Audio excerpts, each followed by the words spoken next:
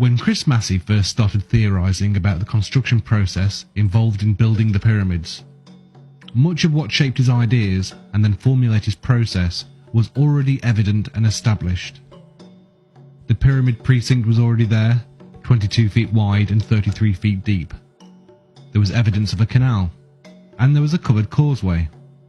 In 450 BC, nearly 2,000 years after the construction of the pyramids, the Greek historian Herodotus travelled to Egypt and visited the Giza Plateau.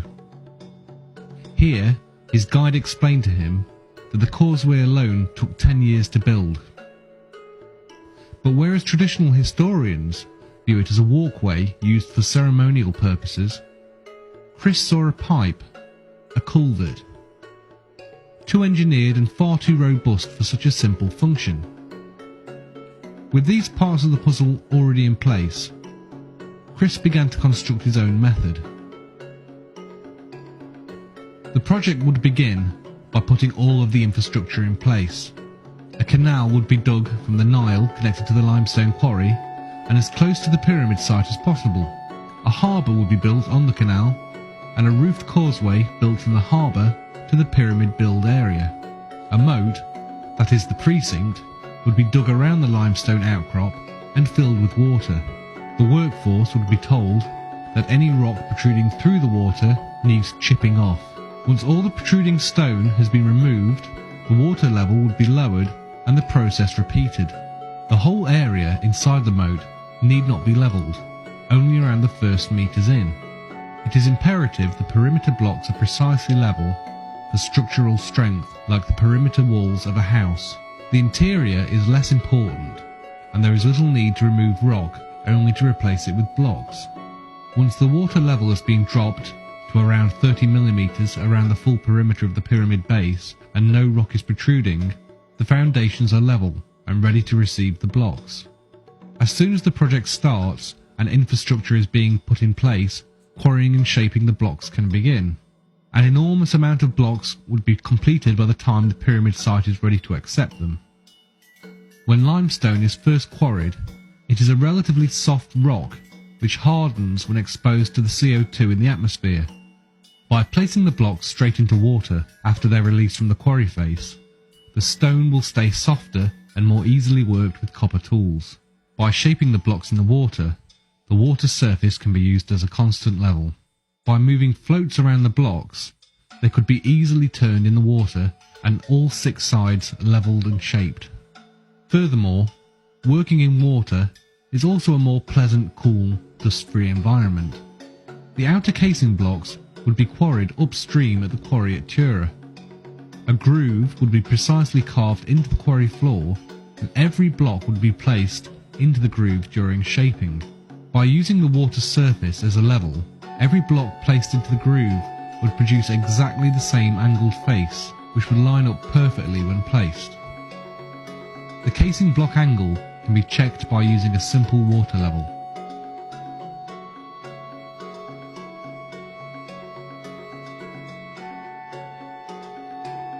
The quarrying process can take place all year round.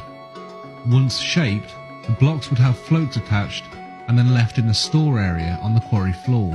Ideally, the floats would be made from cedar wood. The density of limestone is around 2.5 tonne per cubic metre. When placed in water, each cube displaces 1 tonne of water, so you only need 1.5 tonne of buoyant material attached to float a stone block.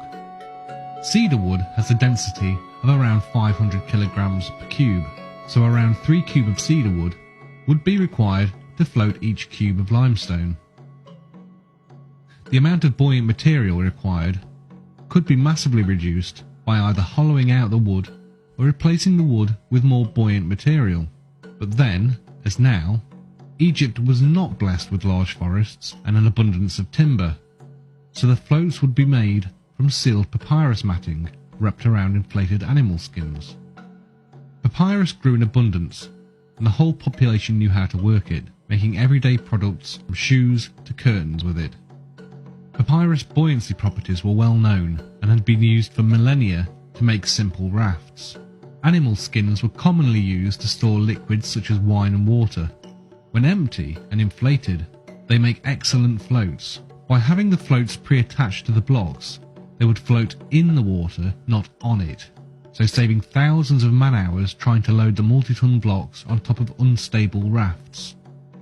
The blocks would require far less buoyant material to float them in the water due to the Archimedes principle of displacement. No blocks will be lost to the river floor due to capsizing, as any block floating low can just have more buoyancy attached. If floating a few tons of stone blocks seems improbable to you, then consider right now we have oil tankers sailing on the oceans weighing several thousand tons. When it comes to size and weight, anything can float. The majority of the pyramid building workforce would have been farmers and only available during the 3-month flood season when their fields were underwater and unworkable. When flood season begins, the Nile would rise and deepen the water in the quarry floor. Thousands of blocks would float up, ready for transportation. Multiple blocks could be roped together and using either men in simple reed boats or cattle on a towpath be dragged up towards the Giza harbour. Leading from the harbour all the way up to the pyramid precinct is a covered causeway. The causeway is like a water pipe and totally filled with water from bottom to top. The bottom of the causeway has 2 gates built into it. The lower gate is level with the water in the harbour, while the upper gate is around 8 metres further up the causeway at a much higher level. The higher gate is closed, sealing off the pipe and holding all the water in above. The lower gate is then opened. Although the upper gate stands on a higher plane than the lower gate, the water will stay in place because it is not exposed to atmospheric pressure. It will act like water in a glass pint pot when turned upside down in a water-filled sink, with the water staying in place even though it's above the sink's water level. Atmospheric air pressure is the equivalent of a 25-foot high column of water. With the bottom gate open, blocks can be floated into the causeway. When the space between the 2 gates is full of blocks, the lower gate can be closed and the upper gate opened. The blocks will then float upwards towards the water-filled precinct. Due to the pressure of water on the bottom gates, an extra pair of gates would be built around halfway up the causeway to reduce this pressure. An endless rope could be threaded through the floor of the causeway and the blocks attached to speed up the flotation through the tube. After levelling the precinct, the moat would be semi-refilled with water. The blocks would float up the causeway and into the water-filled precinct. The first blocks to be placed are Tura-angled casing stones. They would be floated around the precinct and lowered into position along a precise, remarked line. When building a house, the perimeter brickwork is placed first to give the building its precise shape and strength, with the roof sitting on the perimeter brickwork and the majority of the internal wall not being load-bearing. Be it a house or a jigsaw, by starting and joining the perimeter pieces, a uniform shape is made. The interior will be then easily sorted out. The same will apply to pyramid building. Get the outer blocks precisely placed and the structure will have the right shape. The first few layers behind the facing blocks would need to be precisely cut and joined together to give the structure inherent strength. Due to the lower blocks not being raised above the precinct height, larger blocks can be placed, giving a strong foundation to the building. As each block layer is placed, it is checked for level against the water's surface. Adjustments would then be made to the blocks. When a layer has been completed and level checked, more water is added to the precinct moat, making the water deeper, so that the next layer can be floated into position. This process would continue until the water is level with the top of the precinct wall, which was around 8 meters high. When the first few layers have been positioned and are nearly level with the precinct wall, the blocks will have to be raised above the precinct water level. By building a lift shaft onto the side of the pyramid, you would recreate a similar structure to the causeway. Again, build 2 separated gates at the bottom of the shaft, fill the shaft with water, and again close the second gate to hold the water in the shaft. Open the first gate and float in numerous blocks, then shut the first gate, open the second gate, and the block will float up to the summit of the pyramid. To keep water pressure down on the lower gates, every 15 meters or so, additional pairs of gates will be built into the shaft. Here we see blocks floating up the water lift shaft.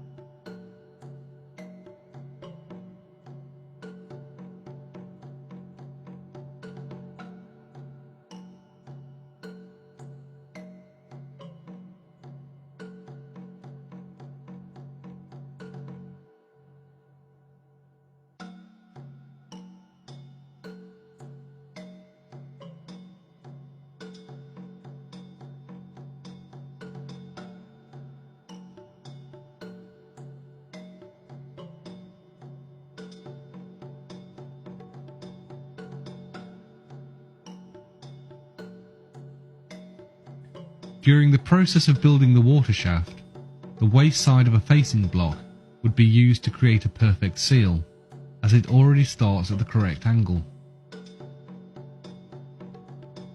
Here we see the process of extending the water shaft as the builders complete a layer of the pyramid. The final facing blocks are moved into place and the temporary wall is extended above. Either mud and masonry walls or a wooden box would be built around and above the lift shaft to form a temporary structure to seal in the water. Here we see an example using the mud and masonry wall. Once the top of the shaft is extended with the mud bricks, it is flooded with water.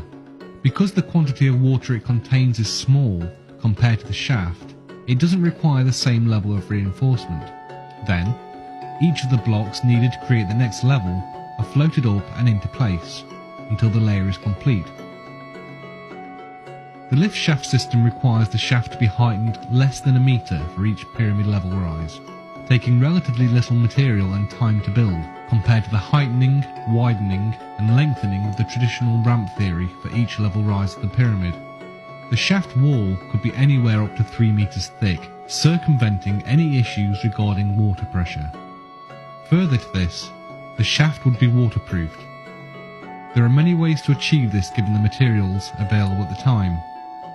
These include overlapping animal skins, timber, bitumen bricks, or the most likely solution would be to line the shaft with dried clay plaster, which is then covered with waterproofing animal fats or bitumen, as often used by their neighbours the Sumerians. After a layer is completed, a gully is built around the perimeter of the upper level. It is made watertight by lining the floor and walls of the gully with mud and let the scorching Egyptian sun bake the clay dry. Once dried, the gully can be filled with water. Levels can again be taken and extra mud applied to the gully floor to make minor adjustments. The lift shafts would be extended to join the gully. Blocks can then be floated up the shaft and into the gully and then be floated anywhere around the pyramid. The most difficult part of pyramid building is raising the multi-ton blocks hundreds of feet into the air, which the water shaft does relatively easily. Once the blocks are up to the high level, they could just be pulled on rollers or dragged on a wet mud floor into position. But as water-filled gullies would already be in place to check the structure for levelness, it could be extended and used to float the blocks directly into position. Due to the enormous amount of blocks on the lower levels, a lift shaft would be built on all 4 sides to speed up the erection process. The perimeter casing blocks are floated into position first, and then a small wall is built on top to form a gully. This image shows how the pyramid site would look during erection. A deep water gully would be required if the majority of the floats are stacked on top of the blocks. They could then be positioned tight next to each other as pictured. If, however, the float significantly sailed past the side of the blocks, a shallower gully system could be used and positioned as in the picture. There is significant evidence that spring water bubbled up under the pyramid, fed from the water of the significantly higher Lake Maurus, as a natural spring from the lake lies directly underneath the pyramid. A tunnel could have been built down to improve water flow, and as the pyramid structure rose, internal tunnels were extended to help the water flow to higher levels. As the pyramid got higher, water pressure would slowly reduce, so smaller extension channels were built upwards from the king and queen's chamber to raise the water even higher, to eke out as much water as possible. If this was the case, then the water could have been gravity fed through the interior shafts in the Great Pyramid, filling the upper gullies and shafts. Only the highest few levels would need the water bucketing up. If the spring waters were not available, then lines of people could pass buckets of water up the structure.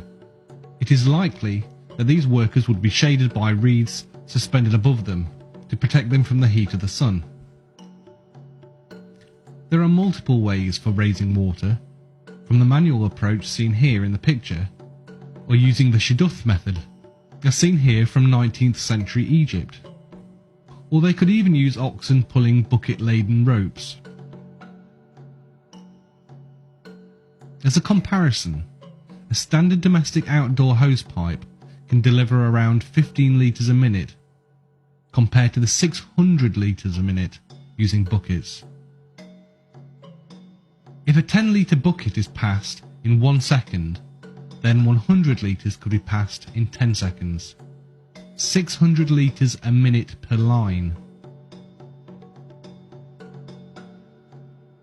At the higher levels of the pyramid, smaller blocks were used for construction. Therefore, the water shaft would equally reduce in size, using less material the higher we go.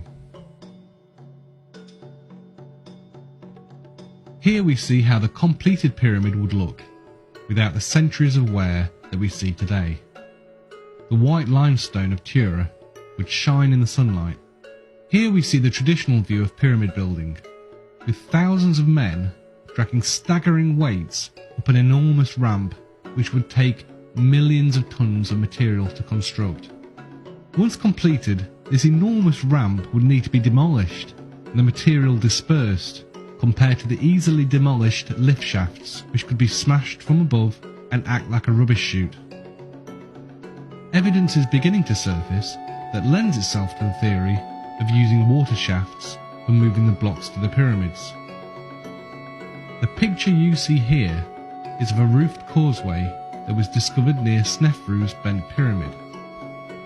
The walls are almost 3 meters in height and 2.5 meters wide.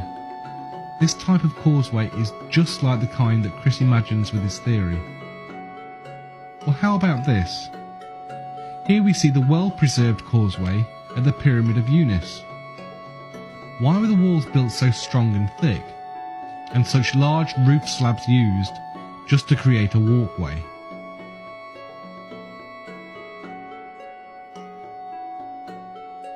Even National Geographic have posted a story on the discovery of a canal linking the Aswan quarry to the Nile River. Another article in the Telegraph reports that scientists have discovered the secret that allowed Angkor Wat, a famous 1,000-year-old temple complex in Cambodia, to be constructed far faster than should have been possible, using canals. Could this technique have been widespread in the ancient world? Further evidence of the use of water can be found in these photos from John Cagman that show salt in the structure as well as water erosion in the lower chambers.